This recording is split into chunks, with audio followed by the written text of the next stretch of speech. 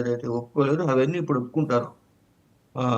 అవన్నీ ఒప్పుకొని తక్కువ ట్యాక్స్ తో జర్మనీ నుంచి ఇంపోర్ట్ చేసుకొని ఇక్కడ ముందు ఇండియన్ మార్కెట్ కి అమ్మటం మొదలుపెట్టి ఆ తర్వాత ఇండియాలో మ్యానుఫ్యాక్చరింగ్ స్టార్ట్ చేస్తారు.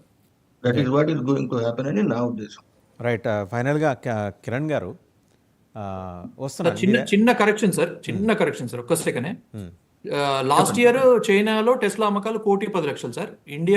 మొత్తం ఇండియాలో ఈవీ అమ్మకాలు 1,00,000. ఇందాక నేను కొంత నెంబర్ కరెక్ట్ చెప్పలేదు, సో రైట్ సారీ ఆ, సార్. ఎందుకనంటే ఎందుకనంటే ఇక్కడ దానికి చెప్తాను. ఇప్పుడు మీకు ఇప్పుడు చైనాలో లోకల్ టెక్నాలజీ ఇప్పుడు మీకు ఇప్పుడు వివో ఇప్పుడు BOYD కంపెనీ అంటే ఇప్పుడు చైనీస్ కంపెనీలు అమెరికన్ కంపెనీలతో పోటీ పడేంత టెక్నాలజీ అక్కడ ఉంది. వాళ్ళ ఓన్ టెక్నాలజీ వాళ్ళు అంటే కాపీ కొట్టారా, ఇంటలెక్చువల్ ప్రాపర్టీ కాపీ కొట్టి వాళ్ళు బిల్డ్ చేస్తారు అది ఇదని ఆరోపణలు ఉన్నాయి. అమెరికన్ ఆరోపణలు ఉన్నా కూడా వాళ్ళు వాళ్ళు సొంతంగా అంటే అమెరికన్ కంపెనీతో సంబంధం లేకుండా చైనీస్ కంపెనీలు సొంతగా కార్లు తయారు చేసుకునే టెక్నాలజీ వాళ్ళకు ఉంది. ఇండియాలో లేదు అలా. మనం చిన్న చిన్న అంటే ఇప్పుడు మన ఇండియాలో కార్లన్నీ కూడా ఏదో ఒక ఫారిన్ కొలాబరేషన్ టైఅప్ అంటే ఇప్పుడు అలా పెట్టుకొని చేస్తున్నాం కాబట్టి ఆ, ఇండియాలో ఆ, ఇన్- ఇన్- ఆ, ఇన్- చైనాలో బాగా సక్సెస్ అవుతామని అనుకున్నారు టెక్స్లా అంటే మస్క్ అవుతుంది అనుకున్నాడు, కానీ నిజానికి అవలా. ఎందుకంటే ఇప్పుడు BOYD created lot of competition. అంత కాంపిటీషన్ లో కూడా అన్ని నమ్మారు. ఇండియాలో ఇంకా ఎలక్ట్రిక్ వెహికల్ అంత అంత ఇది రానప్పుడు మీరు అన్నట్టు ఇప్పుడు ఇండియా కూడా సొంతగా మ్యానుఫ్యాక్చరింగ్ చేయటము అంటే ఇండియాలో కూడా టెక్నాలజీ ఇది బాగా పెరిగింది. ఇప్పుడు మీరు గత 10 ఏళ్లలో చూస్తే అసలు ఒకప్పుడు మన ఇండియన్ IITs లో అసలు అంటే అసలు పేటెంట్లు అనేది ఫైల్ చేయటము ఇవన్నీ క్లెయిమ్ ఉండేది కాదు. కానీ ఇవాళ ఇప్పుడు చెన్నై IIT, ఢిల్లీ IIT మీరు చూస్తే Madras IIT, Delhi IIT, Bombay IIT వీళ్ళు ఎన్నెన్ని పేటెంట్స్ ఫైల్ చేస్తున్నారు, ఎన్ని కొత్త ఇవి తయారు చేస్తున్నారు ఇండియాలో. ఈ అయితే ఇవాళకి కూడా ఇప్పుడు మన కియా కారు ఉంది. మన ఆంధ్రప్రదేశ్ లో కియా కారు ని మనం చాలా గొప్పగా అంటే అంటే మనకు అదే గొప్ప ఇవాళ. ఇప్పుడు మన ఆ, ఆంధ్రప్రదేశ్ లేకపోతే ఇప్పుడు మన తెలుగు స్టేట్స్ లో హైదరాబాద్ ఇక్కడ ఇంతమంది ఉన్నాం, కానీ మనకు ఒక ఓన్ కారు బ్రాండ్ ఉందా?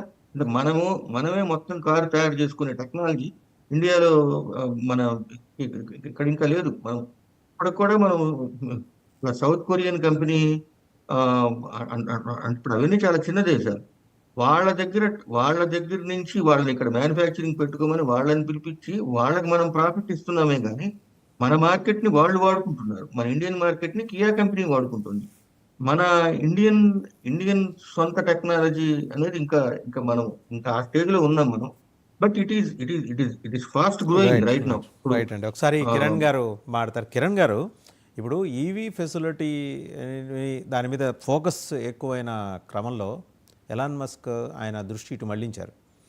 ఇప్పుడు ప్రసాద్ గారు రైట్లీ పాయింటెడ్ అవుట్, కియా అనే ఒక మ్యానుఫ్యాక్చరింగ్ ఫెసిలిటీ వచ్చిన తర్వాత రాయలసీమలో మనం we have seen a sort of development, ancillary industries development, Anantapuram to Bengaluru ఆ కారిడార్ అంతా కూడా ఏ మాటకు ఆ మాట నిజాయితీగా ఒప్పుకోవాలి ఎవరైనా పార్టీలకు అతీతంగా. ఇక్కడ ఉన్న వాళ్ళ సంగతి చెప్తున్నా, డెవలప్మెంట్ అయితే మనం ఫిజికల్గా చూసాం, నేకెడ్ అయితే చూసాం.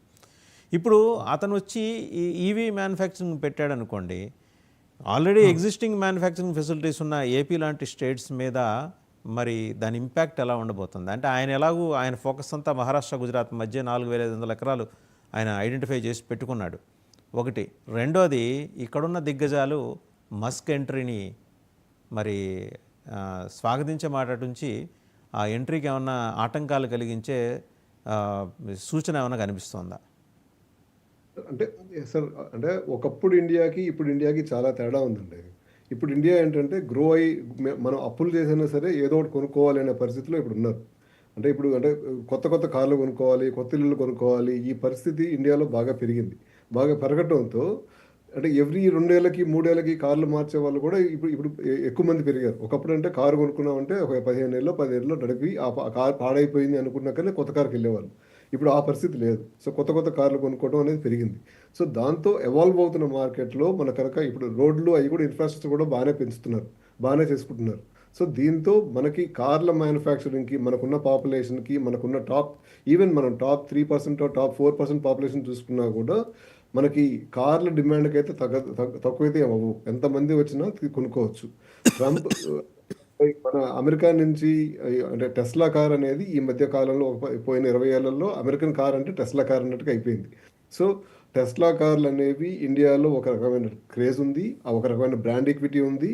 ఆ బ్రాండ్ ఈక్విటీకి అంటే ఇప్పుడు కొంత రిపేర్లు వస్తున్నాయి, ఏ వస్తున్నాయి, ఏ వస్తున్నాయి అని చెప్పిన ఓవరాల్గా అయితే సక్సెస్ఫుల్ కారే. సో సక్సెస్ఫుల్ కార్స్ అన్నిటికీ లేకపోతే బ్రాండ్ వాల్యూ ఉన్న కార్లకి, నేను టెస్లా నడుపుతున్నాను అనే వాల్యూ ఉన్న కార్లకి ఇండియాలో 100% డిమాండ్ ఉంటుంది, 100% సక్సెస్ అవుతుంది సార్.